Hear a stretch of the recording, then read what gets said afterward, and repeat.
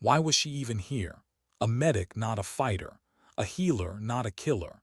Yet the battlefield didn't care about her title, and neither did the bullets that ripped through the streets of. Sarah Martinez pressed her back against a crumbling concrete wall, chest heaving, dust clinging to her sweat-soaked uniform. Her medical bag was still strapped tight across her body, weighing her down like a lifeline and a burden all at once. The radio crackled in her ear, grid coordinates, multiple casualties urgent. Always urgent. She knew the routine. Bandages, morphine, tourniquets, stabilizing what could be stabilized. But this time was different. She could feel it. The air was heavy, thicker with tension, sharper with the hiss of gunfire that seemed to come from everywhere at once. Somewhere above, a sniper's crack split the air, precise and merciless. "Medic!" the cry cut through the chaos. Private Johnson was down behind an overturned Humvee, his leg shredded by shrapnel. Sarah moved before she thought, sprinting across open ground, ducking low as rounds chewed into the dirt around her. Every step felt like it might be her last. When she reached him, instinct took over. Pressure on the wound, tourniquet above the thigh, keep him talking, keep him conscious. Her hands moved with the precision she had drilled 1,000 times, even as explosions rattled the earth beneath them. But then Sergeant Williams' voice pierced through the chaos. "Doc, we got another one down, rooftop. Sniper hit our marksman, shooter's still active." Sarah's head jerked upward, eyes scanning the skeletal frame of a bombed-out building. She caught the flash, third-floor window, muzzle still smoking. That was the source. The reason men were bleeding faster than she could save them. Her training said one thing, treat the wounded, preserve life. But her mind whispered another truth. Unless someone stopped the shooter, every patch of blood she tried to stem would be replaced by another, and another, and another. She wasn't supposed to think that way. She wasn't supposed to calculate angles and distances. She wasn't supposed to feel her father's lessons clawing their way back into her consciousness. "Use it like a tool, Sarah," he used to say, steadying her small hands around a rifle before she was even tall enough to hold it right. "No different than a hammer or a scalpel. When it's needed, you use it." Montana seemed a lifetime away, a place where targets were paper, not flesh, where the prize was a ribbon, not a life. She had walked away from that world when she chose medicine, or at least she thought she had. Now, crouched in dust and smoke, she felt the two halves of herself colliding, the healer and the hunter. "Williams," she called out, forcing calm into her voice, "I need Martinez's rifle." The sergeant turned, confusion etched across his face. "What? You're a medic, not a—" "I can make the shot." Her eyes didn't waver, not from the building, not from the glint of glass that betrayed her enemy's nest. It wasn't bravado, it wasn't desperation, it was necessity. The sergeant hesitated, torn between protocol and survival. In those few seconds, 2 more men went down, one clutching his shoulder, another screaming as blood pooled beneath him. "Give me the rifle." Her tone was steady, not pleading. It carried the weight of decision. Williams saw it in her eyes, not recklessness, not fear, but certainty. He handed her the weapon. The M24 felt alien and familiar all at once. Heavier than the hunting rifles she had known, but balanced in a way that pulled old muscle memory out of hiding. She checked the chamber, adjusted the scope, set the safety with hands that trembled only when they were still. She pressed herself against the barrier, finding her rest. Through the scope, the world narrowed. The dust, the shouting, even the pounding of her heart, all of it dimmed. Only the window remained, a rectangle of darkness where death hid in shadow. "Breathe, aim, squeeze." Her father's words echoed in her bones. The same control she used to hold a scalpel steady now steadied the crosshairs. She slowed her pulse, quieted her mind. The sniper moved, just enough to reveal the outline of a head and shoulder. This was the moment. Her finger tightened on the trigger, then stopped. The target slipped back into shadow.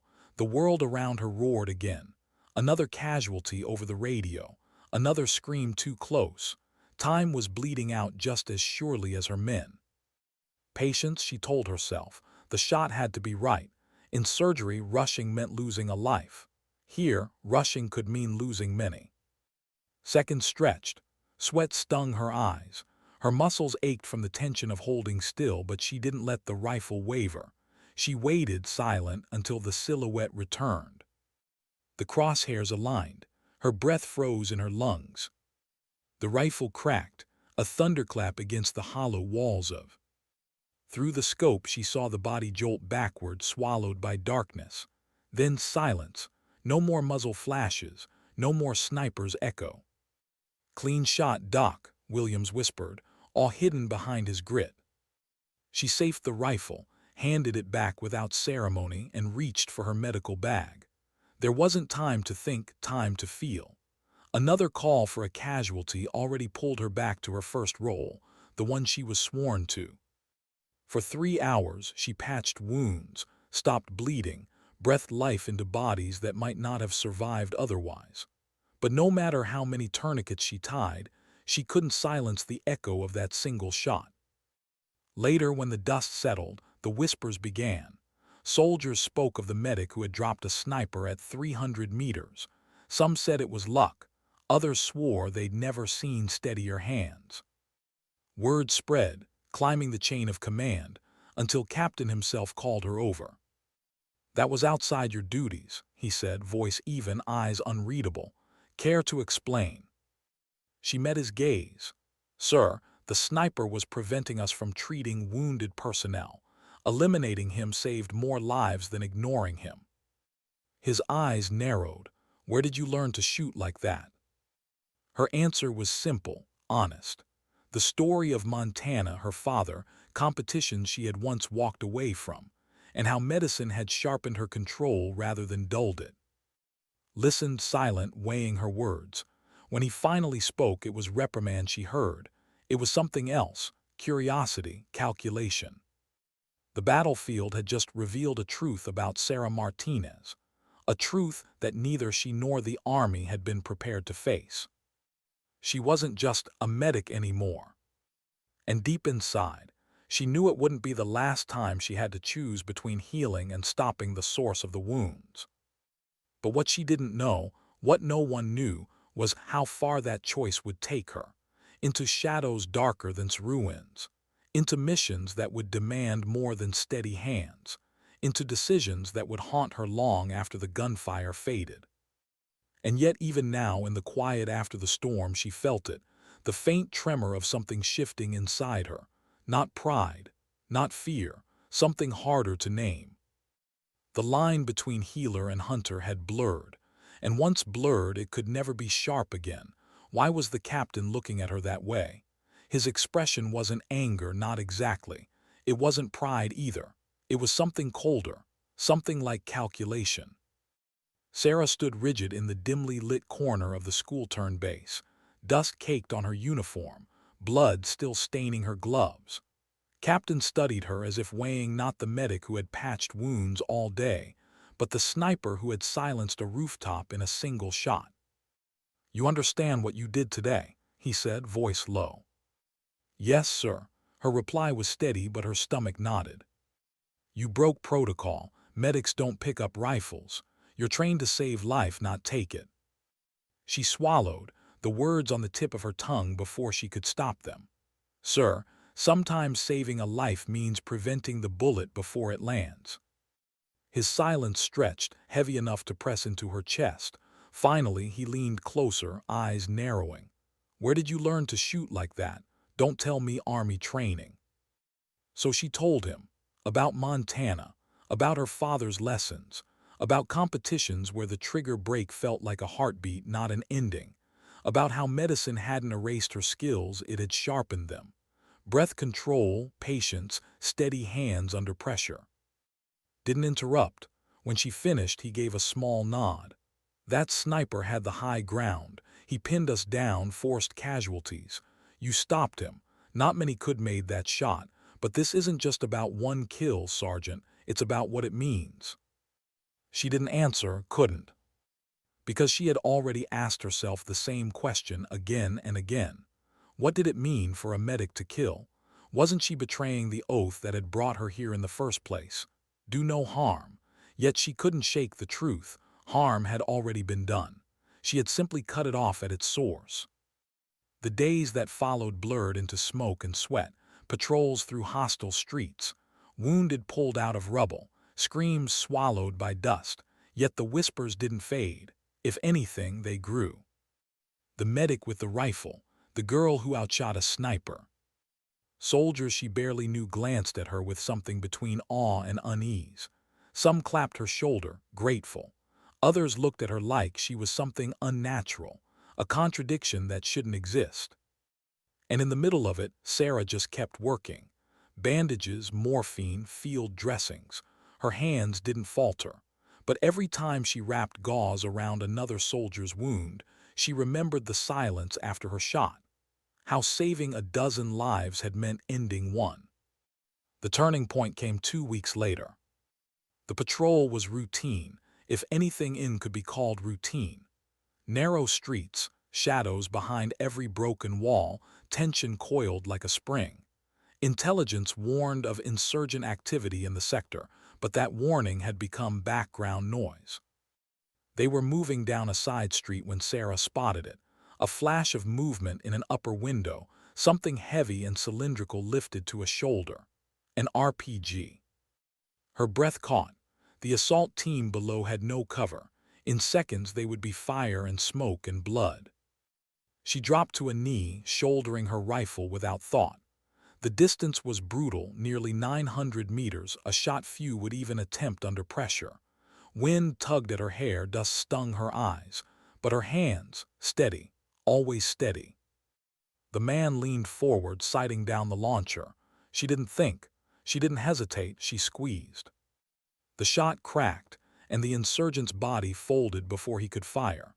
The RPG tumbled from his grip, clattering uselessly against stone. Shouts erupted, gunfire snapping in her direction. She rolled to cover, shifting positions, heart pounding in her throat. But the assault team below, alive, breathing, unscathed. That night called her in again.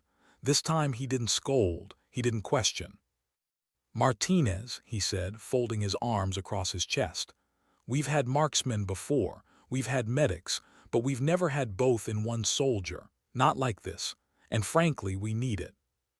Her pulse quickened. "Sir, I'm a medic." "You're more than that. You're the reason 12 men aren't body bags right now. That RPG would taken out half the squad. You know it, I know it."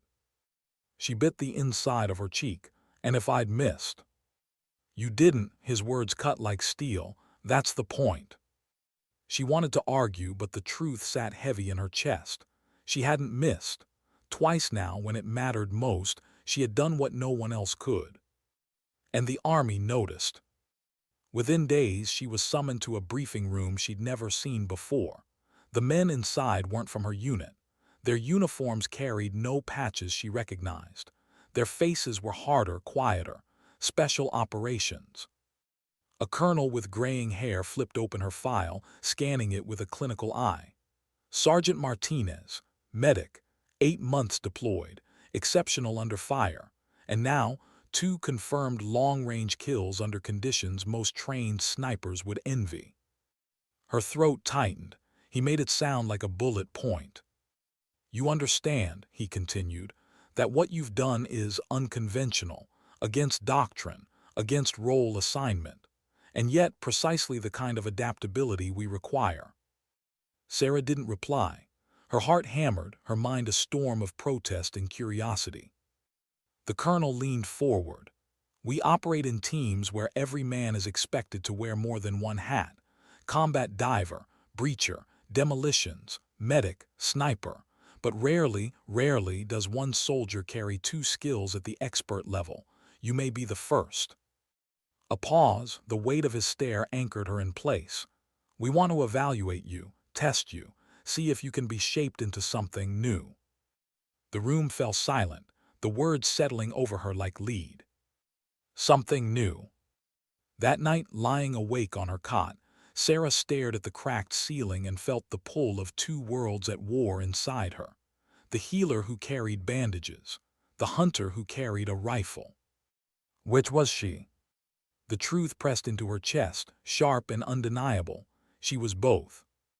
And that realization terrified her more than any sniper's bullet. How do you prove you belong in a world you never imagined entering?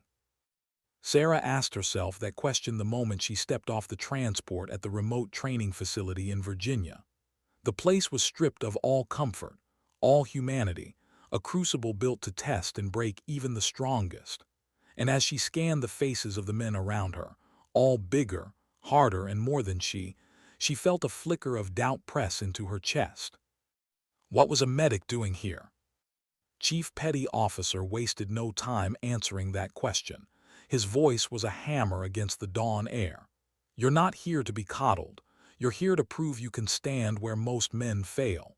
SEAL standards aren't fair. They're not meant to be. They separate the ones who can endure from the ones who can't. Sarah kept her eyes forward, her breath steady. But inside, a single thought looped like a whisper. Don't break, not here. The first test was physical. Endless swims across freezing water, push-ups in sand until her arms quivered, sprints with packs that dug into her shoulders like anchors. She wasn't the fastest. She wasn't the strongest. But she never quit. Every time her body screamed to stop, she thought of Johnson's leg bleeding out of the RPG falling harmless instead of tearing men apart. Pain became a language she could understand and endure. Noticed, after the first day, he pulled her aside. Martinez, you're not built like them, but you've got something half of them don't. Calm. You think when others panic. That can't be taught. That's why you're here. She nodded, swallowing the doubt that still clung to her. The second test came on the range. They handed her a rifle she had never touched before, specialized, heavy, with optics so advanced it felt like holding science in her hands. Targets stretched across fields and ridges, some barely specks against the horizon. Wind gusted, shoving dust into her face. Engage, the instructor barked. Her fingers adjusted dials, her eyes calculated angles, her breath slowed. The first target dropped, then the second. With each shot, she felt the rhythm she knew so well, the same rhythm she used in surgery. Breathe, focus, execute. At 1,000 meters, her scope barely captured the silhouette. The wind had shifted twice, a cruel trick designed to unravel her. She steadied her breathing, trusted the numbers in her head, and squeezed. The steel plate clanged faintly, a hit, nearly dead center. The instructors exchanged glances. Some smirked, some shook their heads. One muttered under his breath, "Damn." But for Sarah, the hit wasn't victory. It was a reminder of the contradiction she carried, that every pull of the trigger meant taking a life she might otherwise have been sworn to save. The third test cut deeper, a medical scenario staged to the finest detail. Multiple casualties screaming in mock agony, gunfire echoing through the training compound, limited supplies scattered across the floor. Other candidates scrambled, hesitated, fumbled. Sarah, she moved with muscle memory. Assess, prioritize, act. Tourniquet here, morphine there. Keep breathing, soldier, stay with me. Then came the twist. A silhouette appeared in the distance, an enemy sniper in the simulation. The others froze, torn between cover and their patience. Sarah grabbed the rifle, sighted, and fired. The silhouette dropped. In the same motion, she returned to her patient, hands never shaking. When the scenario ended, the room fell quiet. One of the instructors finally broke the silence. "I've never seen that. Not like that." Neutralized the threat, then back to saving lives like it was nothing. Sarah just lowered her head, wiping sweat from her brow. To her, it wasn't a trick. It was necessity, and necessity didn't wait for hesitation. But the hardest test wasn't physical. It wasn't marksmanship. It wasn't medicine. It came in a quiet room with nothing but a psychologist's voice pressing into the silence. "Tell me about your first kill," he asked. Sarah's throat tightened. "Third floor window, enemy sniper." "And how did you reconcile that with your oath? First, do no harm." She hesitated. She had asked herself the same question 1,000 times in the sleepless dark, but now the answer came, steady, measured. I see it as holistic. My oath is about preserving life. Sometimes the only way to do that is to stop the one causing harm. My training taught me to treat symptoms. That day, I treated the cause. It was the most effective medical intervention I could give. The psychologist scribbled notes, eyes flicking up with curiosity. You don't feel guilt. I feel the weight, she admitted. But not guilt, because if I hadn't fired, more of my brothers would have died. That matters more than the weight I carry. The psychologist leaned back, studying her. You've created a framework for yourself. That's rare. Most soldiers break under that contradiction. You balance it. She didn't answer. Balance wasn't the right word. It was survival. Weeks bled into months. Tactical planning, advanced communications, hostage rescue simulations. Every test piled another layer onto her shoulders. She was learning to fight like a SEAL, but she never stopped carrying the healer inside her. One night, during a simulated rescue, she proposed a plan no one else had considered. Instead of storming the compound head-on, she argued for establishing a sniper position to remove high-value guards before the breach. Then, once inside, she would shift instantly to treating the wounded hostages. The instructors raised brows but allowed it. At the breach, her first shots dropped 3 guards in seconds, clearing a path. Then, when one teammate was hit by return fire, she was already kneeling beside him, hands steady, saving a life.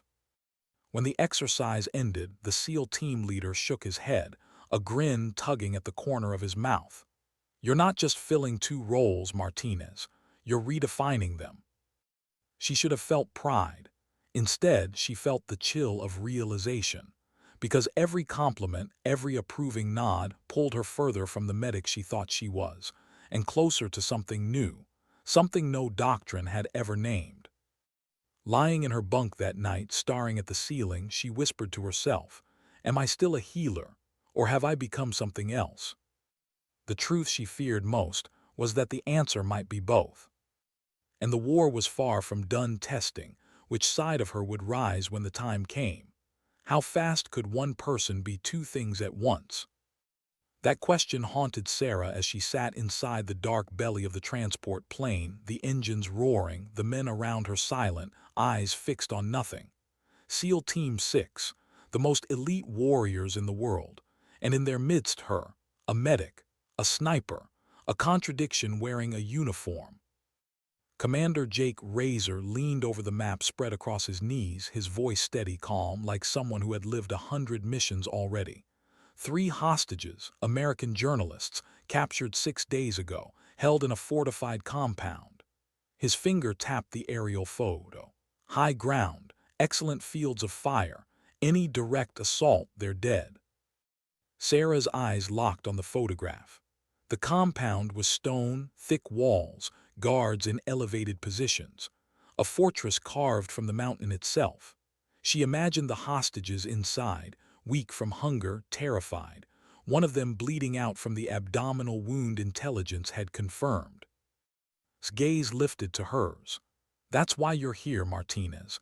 We need eyes that can neutralize threats before the breach, but we also need hands ready to save a life that might already be slipping away. You're both. Both, the word felt like a weight. The mission rehearsal was relentless. Hours spent crawling through mock terrain, shifting from rifle to medical bag, timing every movement until seconds were shaved away. Sarah reorganized her kit, gone were the standard supplies. In their place, hemostatic agents, surgical clamps, morphine, antibiotics.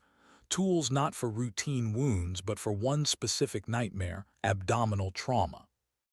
The night of the operation, the air was razor-sharp against her face as they moved through the Afghan mountains. Silence was their ally. Every footstep was measured, every breath controlled. Sarah carried nearly 80 pounds, rifle, optics, gear, her medical bag. Each pound pressed into her shoulders, but she didn't slow. By dawn, they reached the ridgeline. From her concealed position, Sarah's rangefinder whispered the truth. 847 meters to the compound. Not impossible, but close enough to demand perfection. Through her scope she saw the routine, guards changing shifts, rifles slung casually, arrogance in their movements. And then the wounded journalist dragged briefly into the courtyard. His shirt was soaked in dried blood, his face gray. She clenched her jaw. Every second mattered. Overwatch's voice crackled in her ear, low but sharp. We're in position, confirm targets. Sarah exhaled, slow. 4 primaries, 2 on elevated positions, 2 near the hostages. Recommend simultaneous elimination. Her finger rested lightly on the trigger. She had practiced this sequence 100 times in rehearsal, but this wasn't simulation. These weren't silhouettes. These were men with blood in their veins and lives they intended to end. Execute, ordered. Her first shot cracked across the valley, dropping the elevated guard before he even knew he was targeted. She pivoted, chambered, fired again. The second rooftop guard collapsed. Dust puffed as his rifle clattered to stone. Her scope swept, realigned. The courtyard guard near the hostages raised his head at the sound, confused. He never had time to understand. Her round found him. Then the fourth, spinning as he fell. 8 seconds, 4 bodies, silence.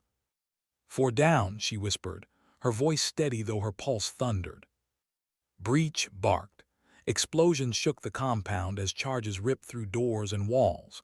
SEALs stormed in, their movements precise, practiced, merciless. Sarah was already dismantling her position, slinging her rifle, hauling the medical bag across her shoulders.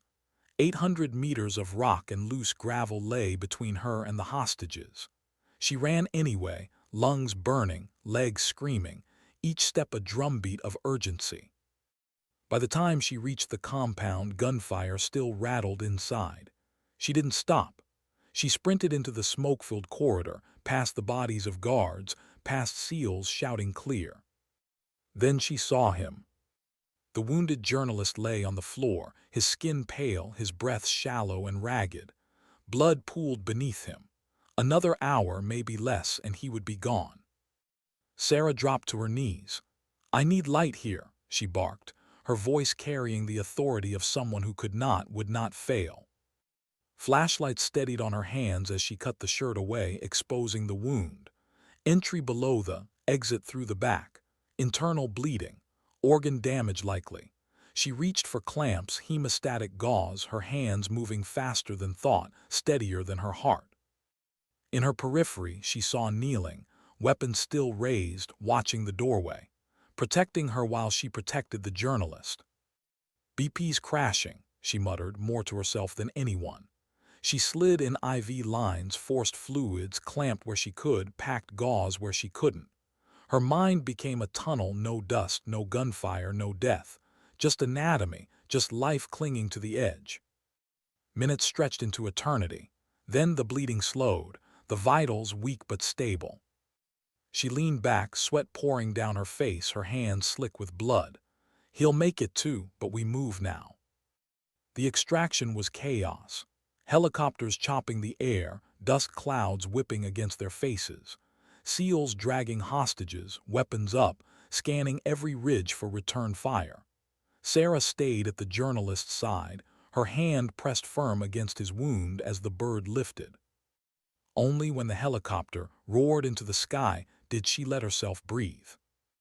The journalist lived. All 3 hostages lived, not one American dead. Back at base approached her. His face, usually hard as stone, carried something almost like respect. You pulled off the impossible, Martinez. 4 shots. Then surgery in a, that's not just skill, that's something else. She didn't answer, couldn't. The weight of what she had done pressed too heavy. Lives saved, yes, but lives taken too. Later, in the dark of her bunk, she stared at the ceiling and whispered the question that wouldn't let her go. Am I saving more lives than I'm taking? Or have I crossed a line I can't return from? No answer came, only silence. But deep down she knew, the line was already gone. And this was only the beginning. What kind of shot could end not just a man, but a disaster? Sarah asked herself that as she stared at the grainy reconnaissance photographs spread across the briefing table. The compound clung to the side of a cliff, built into the rock like a scar. Inside, the target, code name Viper, a bomb maker whose weapons had killed or maimed more than 200 Americans. Now intelligence suggested he was experimenting with something worse: biological agents. Commander's finger traced the terrain map. No direct assault possible. The only access is a single choke point, suicide to push through. We need a precision elimination. One shot. Instant kill. If he has time to react, we risk a release of bioagents that could wipe out a valley. The room fell silent. Sarah's eyes locked on the number written in red ink beneath the aerial photo. 2,400 meters, nearly a mile and a half. Few snipers in history had confirmed hits at that distance. Even fewer under these conditions: thin mountain air, unpredictable crosswinds, an elevation drop that distorted every calculation. "Why me?" she asked quietly, breaking the silence. Met her gaze. "Because this isn't just about hitting a target. It's about knowing where to place the bullet so there's no reflex. No twitch, no chance to trigger something. That takes anatomy, medicine. You're the only one who carries both." The words hit harder than the altitude training ever could. Her marksmanship made her lethal. Her medicine made her precise. Together, they made her the only option. The preparation lasted 2 weeks. Days spent with ballistics experts studying wind drift, humidity, effect. Nights with military doctors mapping the human nervous system, determining the exact shot placement that would sever life instantly without reflex. Brain stem, 2 inches wide, 2,400 meters away. The climb was worse than any simulation. The Hindu Kush was merciless. She carried more than 100 pounds of equipment: rifle, optics, weather meters, survival gear, her medical bag stripped to the essentials. Loose rock shifted underfoot. Thin air burned her lungs. By the second day, her support team halted, too dangerous to continue. From here, she was alone. The last approach was solitude carved into stone. No radio contact, no backup, just her and the mountain. She reached the ledge on the third morning. Barely enough space to lie prone, the cliff yawning into a 1,000-foot drop just inches away. One wrong movement, one shift of weight, and she would vanish into nothing. Through her scope, the compound came into focus. Guards patrolled lazily, confident in the fortress nature had built for them. She studied the flags fluttering in the compound, the sway of trees on the slopes below, even the flicker of smoke from a chimney. Every detail a clue to the winds that would decide her bullet's fate. The hours crawled. Her body screamed from stillness, but she didn't move. Not when it meant the difference between preparation and failure. At 1847 hours, movement stirred at the compound's entrance. A figure emerged, shoulders square, movements deliberate. Even through magnification, she recognized him. The way he carried himself. The scar on his jaw, faint but there. Viper. Sarah's breath slowed. Her heart rate fell into rhythm, the way it always did before a shot. But this wasn't like. This wasn't 800 meters in Afghanistan. This was distance beyond comfort, beyond margin. Her scope crosshairs steadied on the small target zone at the base of his skull, 2 inches wide. That was all she had. The wind shifted once, twice. She adjusted, she waited. One breath, one chance, one life against thousands.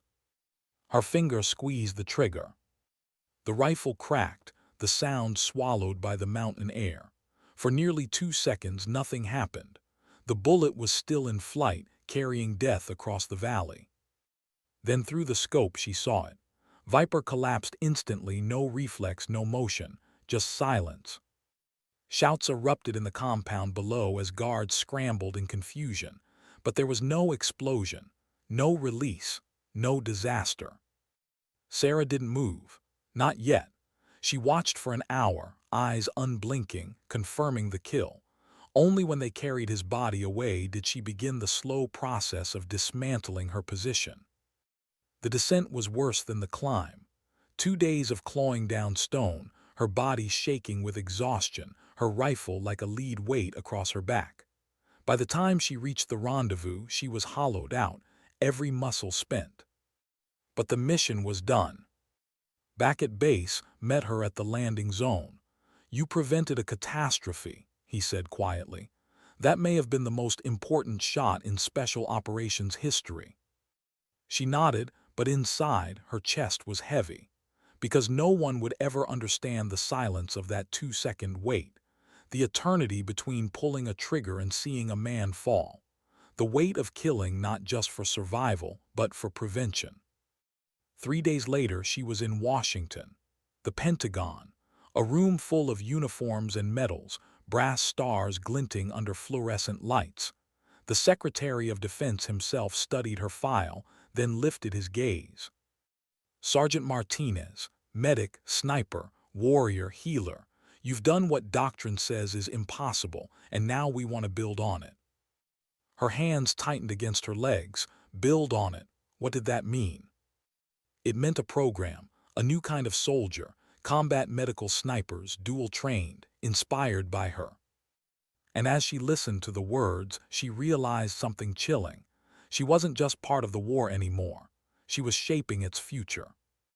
But in the silence that followed, she felt the question rising again, sharper now, impossible to ignore.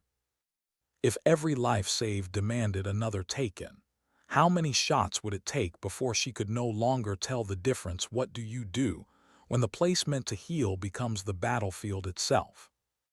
That question burned in Sarah's mind as the helicopter banked over northern Syria. Below them, the outline of a hospital loomed against the city's fractured skyline. Intelligence was grim. A terrorist cell had seized the facility, using patients and doctors as human shields while planning attacks on refugee camps. Traditional assault would leave innocents dead. Doing nothing would let killers strike again. It was the kind of nightmare no manual prepared you for, but this was why they had created her team, why they had created her program. The first generation of combat medical snipers moved with her in the bird, 6 soldiers trained to do what no one thought possible, heal and fight in the same breath. Sarah had overseen their training herself. She knew their strengths, their doubts. Some were medics who had learned to shoot. Others were marksmen who had learned to save lives. All of them were reflections of her own contradiction. Her earpiece crackled, Commander's voice calm as ever. "Martinez, rules are clear. No civilian casualties. Neutralize the enemy, secure the hospital, save whoever you can. You're the point of this spear." The words pressed into her chest like lead, not because she doubted her team, but because she knew the line between saving and taking would blur more than ever inside that building.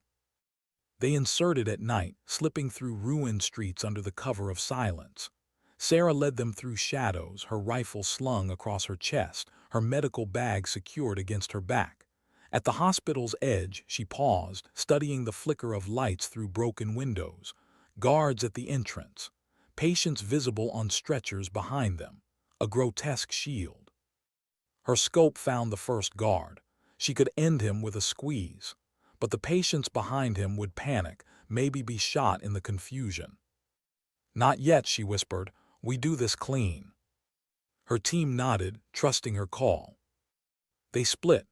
2 provided overwatch from rooftops across the street. The others moved with Sarah along the perimeter, slipping into a side wing where the glass was already shattered. Inside, the stench hit them, blood, disinfectant, rot. Patients moaned softly in darkened rooms, IVs long empty, monitors dead. Sarah's chest tightened. This isn't just war, this is abandonment. Voices echoed from deeper inside. Laughter, boots against tile, terrorists comfortable in their stolen sanctuary. She raised a fist. Halt, her team froze. She peered around the corner, 2 armed men guarding a hallway, backs turned. Behind them, a child whimpered from a hospital bed. The choice was instant, rifle to shoulder, breath steady. Two suppressed cracks whispered through the corridor. Both men dropped silently. The child gasped, eyes wide, staring at Sarah. Not with fear, with something closer to disbelief. A rescuer in the shadows. "Stay quiet," she murmured, moving past, signaling her team to secure the patients. Room by room, they cleared. Every door a question, enemy or innocent. Every trigger pull weighed against the oath Sarah still carried in her bones. The firefight erupted in the ICU. Dozens of armed men entrenched among beds and equipment, using the sick as cover. Bullets shredded monitors, shattered IV poles. Screams mingled with gunfire.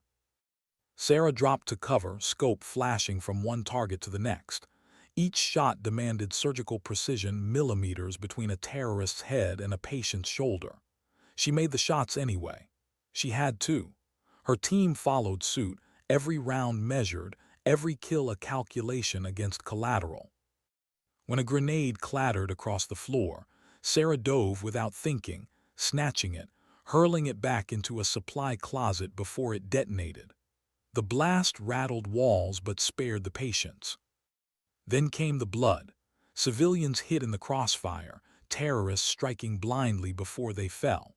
Sarah's rifle hit the floor as her medical bag tore open. "Cover me," she shouted, already pressing gauze into a chest wound, her hands slick with crimson. Her team formed a perimeter, rifles up, cutting down the last pockets of resistance while Sarah worked. One patient gasped for air, lungs collapsing. She improvised a chest seal with tape and plastic. Another bled from a femoral artery. She clamped it, fingers ironed steady even as bullets snapped overhead. Minutes blurred into eternity, then silence. The last shot fired, the last enemy down. Her team lowered rifles, breathing hard, eyes scanning the carnage. The hospital floor was littered with bodies, 12 terrorists eliminated, dozens of patients still alive. Sarah's team had saved more than 50 civilians who might have died forgotten. His voice came through the comms, rough but steady. "Status." Sarah pressed her bloodied hands against her thighs, her chest rising and falling. "Mission complete. 0 civilian casualties. Patients stabilized. Hospital secure." There was a pause, then, "Copy. Outstanding work, Martinez, outstanding." Her team exchanged looks, exhaustion and disbelief mixing with something deeper, pride. They had done what no conventional unit could have, fought and healed at the same time. Hours later, as the sun rose over the battered city, Sarah walked the hospital's roof alone. Below, survivors clung to life, treated by her team, given hope after days of terror. And yet she stared at her hands, still stained red despite the scrubbing. Blood of enemies, blood of patients, the same shade, no difference.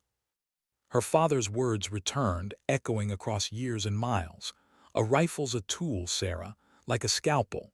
You use it when it's needed." She had used both tonight, and together they had saved lives. But as dawn broke, she wondered, how long could she carry both? How long before the balance tipped, and the healer vanished beneath the hunter? The hospital mission was a success. Command would call it flawless, but Sarah knew better.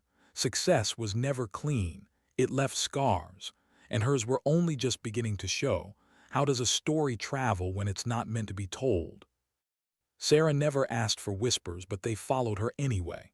After the hospital in Syria, her name moved in classified cables, in closed-door briefings, in the guarded conversations of men with stars on their collars. A medic who fought like a sniper who saved like a doctor, a contradiction that had become a solution. Her team, the first combat medical snipers, was no longer an experiment. They were a precedent. Commanders from other theaters requested them by name. Missions layered with impossibility suddenly had options. Operations where civilians blurred with combatants, where ethics tangled with tactics, were handed to Sarah's unit. In briefing rooms, she watched the maps change. Instead of arrows drawn in broad strokes, plans began to bend around the idea that her hybrid role could tip the balance. Precision shots in one breath, trauma care in the next. She saw herself in those diagrams, a symbol reduced to a tool. It unsettled her. Noticed, one night as they sat outside a forward operating base under a sky scattered with stars, he broke the silence. "You don't like it," he said. She glanced at him, weary. "Like what?" "The way they're using you, turning you into doctrine, a weapon they can draw on paper." Sarah stared at the horizon. "I was supposed to be a healer. Now they're rewriting war around what I can do. That doesn't feel like saving. It feels like," her voice trailed, "like you're becoming something you never chose." Finished. She nodded, her throat tight. But missions didn't pause for philosophy. 2 weeks later, she found herself in another ruined city, moving through rubble with her team. The objective: neutralize a high-value target who had fortified himself inside a school packed with displaced families. The enemy knew America wouldn't risk civilian casualties. That was his shield. For Sarah, it was a test of everything. She positioned herself in a collapsed stairwell, scope scanning the upper floor where the target moved between windows. Children cried below, their voices piercing through the cracks of broken walls. The shot was clear, but if she missed, even by inches, innocence would pay the price. Her breath slowed, her crosshairs hovered. "Do no harm," the oath whispered. "Stop the harm," reality answered. She squeezed. The target dropped. The families below never even knew how close death had come. But Sarah knew, she always knew. That night, as her team secured the area and treated malnourished children, one of her younger operators approached her. A medic-turned-marksman, barely 25, eyes wide with awe. "Ma'am," he said, hesitating, "how do you do it? Switch like that, pull the trigger, then save a life like nothing happened?" Sarah looked at him, the weight of years pressing against her ribs. She wanted to tell him the truth, that it wasn't easy, that it hollowed her out piece by piece, that every trigger squeeze carved another line across her soul. But she saw the need in his eyes, the hunger for guidance. So she told him the only truth she could give without breaking him. "Because I know which life matters most in that moment. That's all you can hold on to, one moment at a time." He nodded, comforted. But as he walked away, Sarah felt the ache of dishonesty, because it wasn't just one moment at a time. It was all of them, stacking, piling, a weight that grew heavier with each mission. Months passed, success after success. Civilians saved, terrorists neutralized. Her program spread, whispers of other units being formed in secret. Yet with every victory, Sarah felt herself drifting further from the woman who once ran across dusty streets with nothing but a medic's bag. The Pentagon summoned her again. This time, not just for congratulations, but for consultation. She sat in a conference room filled with strategists, planners, men and women who saw war not in blood but in diagrams. One general leaned forward. "Sergeant Martinez, you've proven that rigid specialization doesn't work against modern threats. You've shown us the future. Multi-role operators, adaptable, fluid." Another added, "We're restructuring doctrine. You'll be central to developing it. Your methods will define the next generation of special operations." Their words should have been an honor. Instead, they landed like chains. Because Sarah wasn't sure doctrine should ever be written in her name. That night in her quarters, she pulled her father's old photograph from her pack. Him in uniform, younger than she was now, his eyes fierce but weary. She whispered into the silence, "Did you feel this too? This weight of being more than just a soldier?" The photo didn't answer. It never would. Her team continued to deploy, each mission a mirror of the same impossible equation: heal and kill, protect and destroy. They succeeded where others failed. They carried the legend further. But Sarah felt the cracks widening. Each time she scrubbed blood from her hands, she wondered whose it was. Enemy, ally, civilian. It all looked the same underwater. And the whispers grew louder. She was no longer just Sarah Martinez, combat medic turned sniper. She was a symbol, a doctrine, a future. And symbols, she realized, don't get to rest. How much weight can one soul carry before it fractures? Sarah asked herself that question every time she sat alone after a mission, hands trembling despite her outward calm. No one else saw it, the way her fingers shook when she set down a scalpel or wiped blood from her rifle. Her team saw confidence. Command saw results. The world, or at least the hidden world of classified reports, saw a legend. But legends don't bleed. Legends don't question. Legends don't lie awake at night replaying the moment between breath and trigger, the eternity where life balanced on her fingertip. She did. Her program grew beyond her. Units trained in her model deployed worldwide, hybrids of healer and hunter. Missions succeeded. Civilians were saved. Terrorists were stopped. The Pentagon called it a revolution. Sarah called it survival, bought with pieces of herself. In Syria, in Iraq, in nameless valleys where maps showed nothing but dust, she carried the contradiction. Each time she set a tourniquet, she remembered the face of someone she had dropped through a scope. Each time she saved a child, she felt the silence of a man falling lifeless because of her. And still, she carried on, because walking away meant leaving others without the choice she could make in their place. Her father's voice lived in her memory, rough and steady. A tool is just a tool, Sarah. What matters is how you use it. But what if she had become the tool? The turning point came on a mission so small it wouldn't even register in the annals of war. A raid on a village clinic commandeered by insurgents. Not high profile, not world-shifting, just another battlefield where innocents and killers shared walls. Her team moved silently, clearing rooms, securing patients. Sarah slipped into a hallway and froze.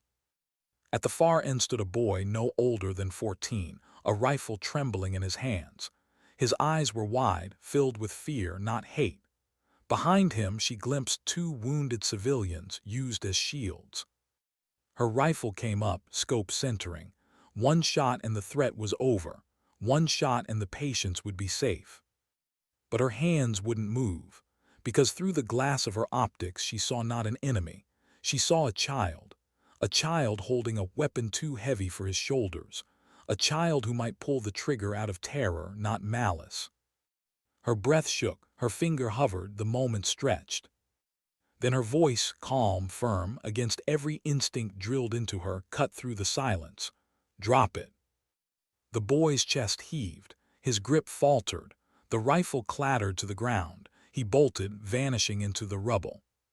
Sarah lowered her weapon, heart pounding harder than it ever had in combat. Her team secured the patients, neutralized the remaining insurgents. No one questioned her hesitation. No one even knew. But she knew. That choice would haunt her more than the shots she had fired. Because for the first time she had chosen restraint, and in restraint she felt something she had almost forgotten. She felt like a healer again. Back at base, found her sitting alone, staring at her hands. "You did right," he said quietly. She looked at him, eyes hollow. "Or I hesitated, if he'd pulled the trigger." "But he didn't because of you." His voice was steady. "Martinez, you've carried this burden longer than anyone should, but don't mistake what you are. You're not a weapon, you're a compass. You know where the line is, even when no one else can see it." The words sank into her, heavy and true. Weeks later, Sarah stood in another briefing room in Washington. Generals spoke of doctrine, strategy, the future. They called her program indispensable. They praised her as the template for the next generation of warfighters. She listened, but her mind drifted. Not to the halls of power, not to doctrine, not to glory. It drifted to the boy who dropped his rifle, to the journalist who lived because her hands never shook, to Johnson, the first soldier she saved on a dusty street inn before all of this began. When the meeting ended, she walked outside into the open air, away from medals and applause. She tilted her head to the sky and breathed. For the first time in years, she let herself exhale fully. Her journey had begun with a medic's bag and a sniper's rifle colliding in the dust. It had carried her through fire, through shadows, through choices no manual could prepare her for. She had become a legend not because she wanted to, but because the battlefield demanded it. And yet, standing there in the quiet, she understood something final. Her story was not about killing. It was not about the longest shot or the most impossible mission. It was about dignity, the kind that doesn't shout, the kind that doesn't seek recognition, the kind that acts when silence demands it. Because sometimes victory isn't loud.